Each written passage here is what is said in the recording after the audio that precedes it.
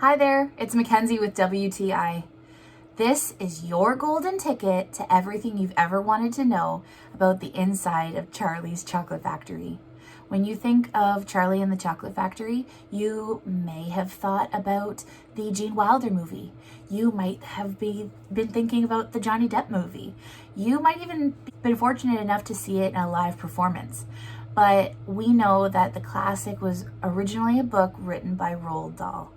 Now, of course, this is a complete treasure trove.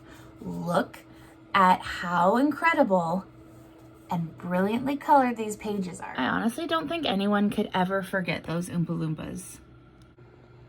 Oh, look at that. The difference in inventing rooms. Woo. Of course, this nugget, Augustus Gloop. Who can ever forget him? He loves chocolate. I absolutely loved picking this up and reading this. Is such an interesting book.